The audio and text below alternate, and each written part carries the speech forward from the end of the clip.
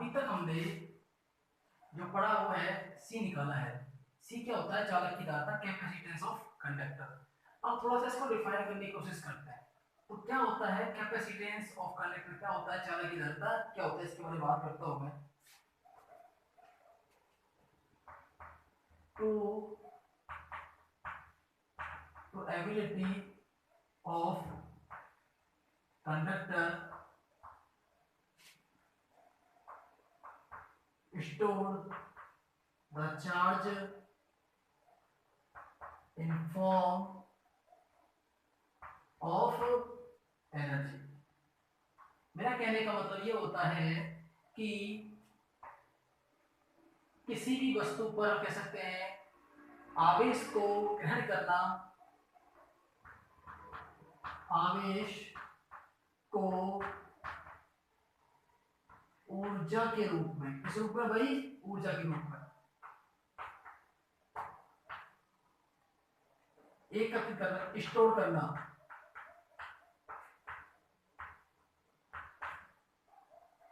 क्या करना? एकत्रित करना, स्टोर करना। क्या कहलाता है हमारे लिए?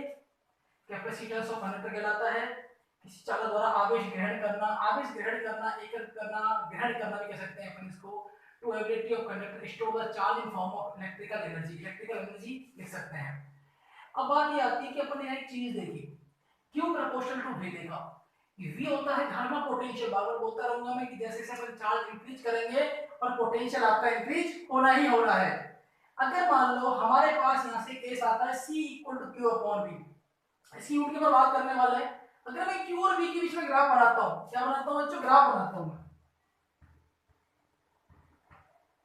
तो अगर मैंने ये कहा कि अगर ये Q है और अगर ये V है, ये x एक्सिस और ये y एक्सिस, तो दोनों का देखो Q प्रोपोर्शनल टू क्या है? V है, तो ग्राफ कैसा बनेगा? समानुपाती बनेगा।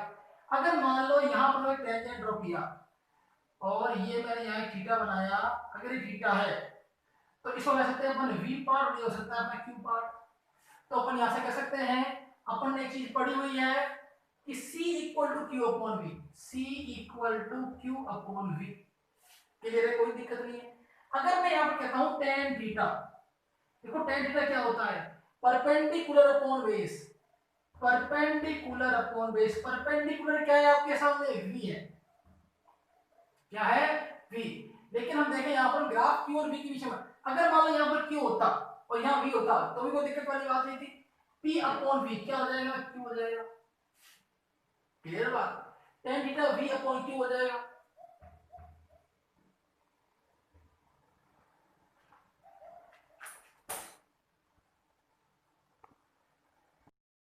tan theta equal to P upon V से अपन निकाला V अपॉन Q।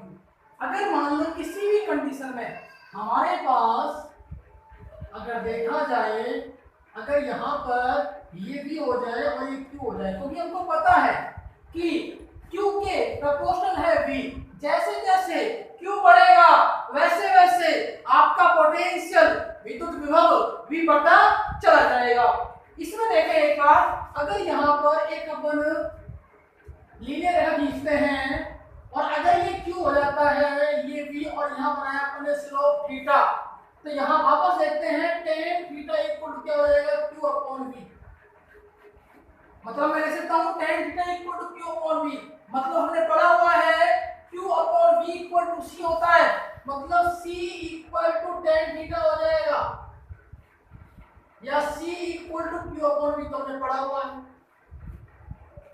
तो ये वाली बात थोड़ा सा याद रखें, आपको कंडीशन वगैरह में आ जाती है, काम आ जाती है कि tan थीटा इक्वल टू, इसका इन्वर्स करोगे तो cot आ जाएगा, यहां से cot थीटा इक्वल टू हो जाएगा V अपॉन Q।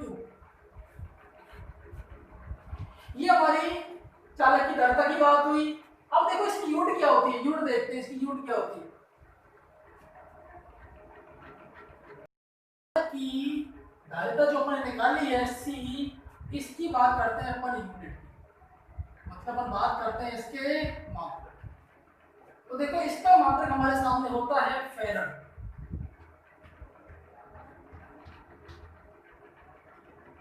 फैराड। अब जैसे कि अपन बात करते हैं कि 1 कूलम, अपन ने फॉर्मूला पढ़ा हुआ है C equal to Q upon V। यहां पर C है चालक की धारिता, कैपेसिटेंस ऑफ कंडक्टर, Q जो है वो चालक पर आवेश है, V सतह पर विद्युत विभव है, पोटेंशियल ऑफ द सरफेस। अगर यहां से देखा जाए तो ये हो जाएगा कूलम और ये नीचे हो जाएगा विद्युत विभव का मात्रक हो जाएगा वोल्ट, जो अपने लास्ट चैप्टर में पढ़ा हुआ है बेटा जी। अगर यहां देखा जाए ये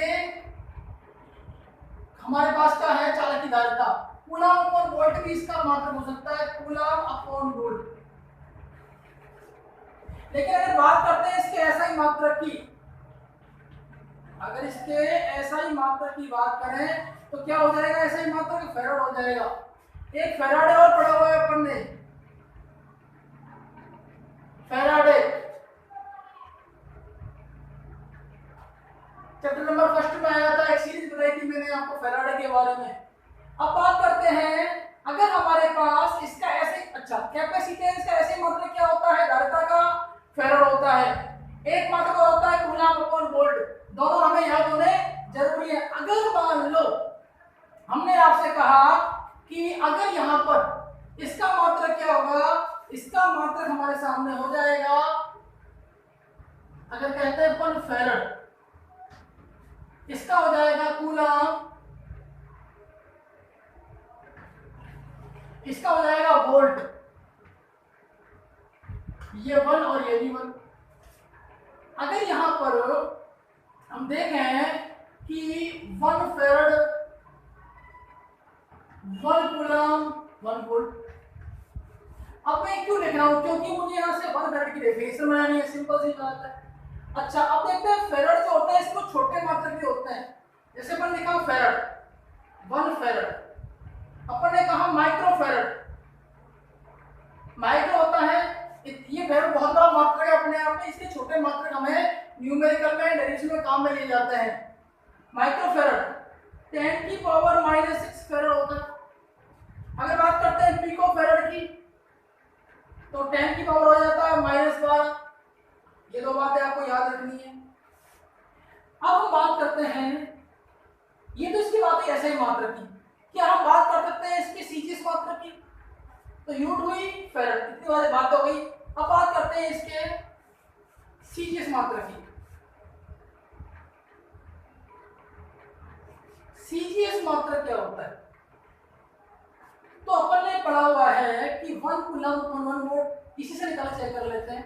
ये हो जाएगा फैराड, वापस ये हो जाएगा कूलम और ये हो जाएगा volt. Farad coulomb volt English में भी लिख सकते हैं अपन। अब देखो आपने पढ़ा है 1 कूलम, कहते हैं कूलम कितना होता है, 1 कूलम होता है 3 × 10⁹ state coulomb. State coulomb coulomb की जगह पर रख सकते हैं, क्योंकि पर हम जो मात्रक निकाल रहे हैं, जो यूनिट निकाल रहे हैं वो सीजीएस यूनिट है। ओके, और 1 कूलम का सीजीएस यूनिट होता है 3 × 10⁹ स्टेट कूलम। अगर इसी तरह देखें 1 वोल्ट की बात करते हैं, 1 वोल्ट की, तो ये कितना होगा, ये हो जाएगा कितना 1/300 स्टेट वोल्ट। ये मैंने आपको बताया हुआ है। अगर इन दोनों वैल्यू को ऊपर रख देते हैं तो हमको पता लग जाएगा 1 फैराड सीजीएस किसके बराबर होता है, तो 1 फैराड यहां लिखा मैंने इसकी जगह 1 कूलम हो जाएगा 3 × 10⁹ वोल्ट हो जाएगा 1/300, ऊपर चला जाएगा 3 × 300 × 10⁹। समझ में आ रहा है बच्चों, तो 3 × 3 कितना हो जाएगा 9, हो जाएगा 10⁻11। लेकिन यहाँ लगाने वाले क्या है, वही गड़बड़ होता है। जब आपके पास में कूलम का स्टेट कूलम हो रहा है, वोल्ट का स्टेट वोल्ट हो रहा है, तो फैराड का कितना होगा, स्टेट फैराड होगा। तो यहाँ लिख सकते हैं स्टेट फैराड,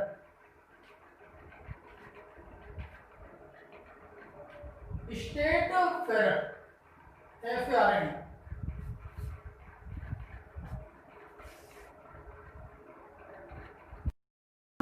डिफाइन करते हैं 1 फैराड को कि इसकी डेफिनेशन क्या होनी चाहिए। तो डायग्राम से आपको इससे यहाँ एक तो मैंने फॉर्मूला लिखा हुआ है, उससे अपन इसको डिफाइन करने की कोशिश करते हैं। 1 farad equal to 1 coulomb upon 1 volt. 1 farad equal to 1 coulomb upon 1 volt. कई बार राजस्थान बोर्ड में या अपन बात करते हैं सीबीएसई बोर्ड में इसकी डेफिनेशन पूछ ली जाती है, उसको डिफाइन करता हूं मैं। अगर मान लो ये कोई कंडक्टर हुआ हमारा और इस कंडक्टर पर अपन बात करते हैं चार्ज क्यू आ जाएंगे और जो पोटेंशियल है विभव अगर वो V हो जाता है, तो बात करता हूं यदि किसी चालक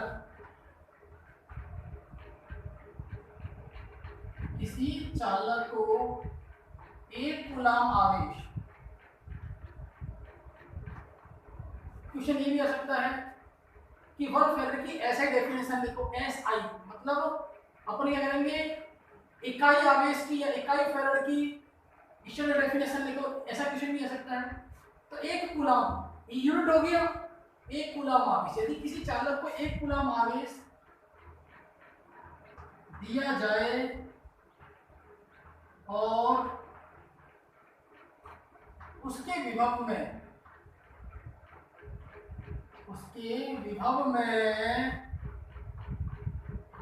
1 volt,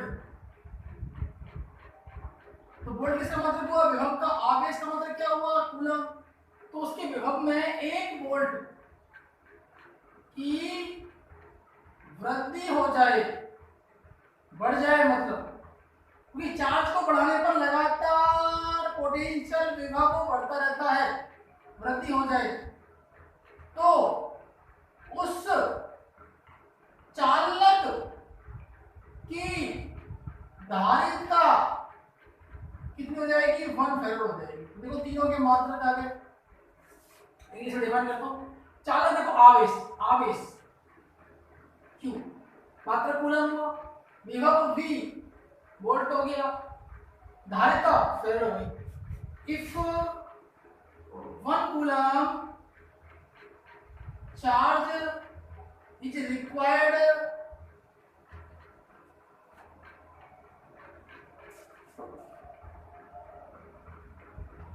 required to increase the potential of the conductor by 1 volt.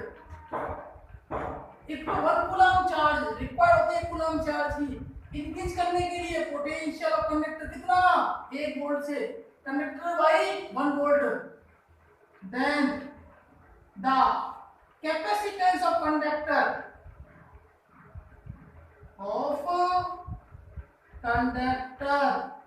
is 1 farad। तो ये हमने डिफाइन किया है 1 फेराड। इसको देख लेते हैं।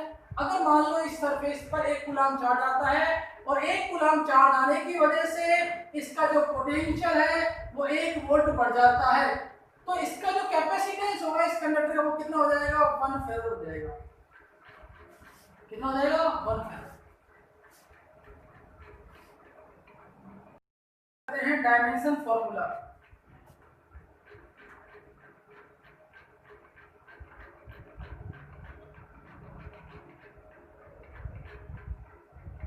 बीमीय सूत्र,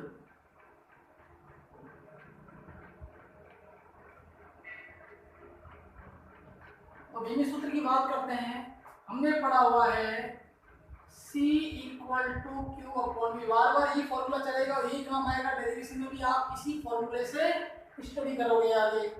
अगर बात करते हैं क्यू की, तो इसको तो मैंने ऐसे ही रख दिया। डब्ल्यू वी की बात करते हैं, अपन ने पढ़ा हुआ है V equal to W upon Q, ताकि आपको याद करने में आसानी रहे। पहले V की निकालनी पड़ेगी आपको, देखिए मैं ऐड करता हूँ डब्ल्यू अपॉन क्यू, तो ये बन जाएगा बच्चों Q square upon W. Q का आपको डायमेंशनल फॉर्मूला पता है, क्यू का होता है A1 T1, लेकिन यहाँ पर स्क्वायर की फॉर्म में है। डब्ल्यू वर्ग का होता है, तो वर्ग की बात करते हैं, वर्ग का कितना होता है W equal to M1 L2 T-2। इसको अपन निकाल भी सकते हैं, अपन ने पढ़ा हुआ है वर्क इक्वल टू होता है फोर्स इनटू डिस्प्लेसमेंट। फोर्स का होता है m1 l1 t माइनस 2, ये डिस्प्लेसमेंट है इसका l1 हो जाएगा, l1 l1 l2 हो जाएगा t माइनस 2 और ये हो जाएगा m1। तो इसको अपन ऐड, ये देखो मैंने वेरीफाई कर दिया है यहाँ पर। अब हमारे पास क्या है, अपने पास है क्यू स्क्वायर अपॉन डब्ल्यू। अब यहाँ देखें क्यू स्क्वायर अपॉन डब्ल्यू की कंडीशन देखते हैं, अपन वैल्यू पुट करते हैं एक बार इसमें। तो डब्ल्यू है हमारे पास, क्यू है अपने पास a1 t1, इसका स्क्वायर किया हुआ है। डब्ल्यू का है m1 l2 t माइनस 2। अब इसको सॉल्व करते हैं, a2 हो जाएगा, ये t2 हो जाएगा, m1 l2 t माइनस 2 ये अपना एज इट इज आ गया, जैसा था वैसा की वैसा आ गया। अब इसमें क्या है, जो नीचे है उसको ऊपर लेकर जाएंगे, अगर तो प्लस में है तो माइनस में हो जाएगा, माइनस का है तो प्लस में हो जाएगा। तो m1 प्लस का है तो ऊपर आकर हो गया माइनस का m माइनस 1, l2 प्लस का है ऊपर आकर माइनस का, t माइनस का 2 ऊपर आकर प्लस का हो जाएगा, ये 2 और ये 2 कितने हो जाएंगे 4, a2। ये आपका डायमेंशन फॉर्मूला हुआ किसका, कैपेसिटेंस का। किसका हुआ, कैपेसिटेंस का, m-1 l-2 t4 a2।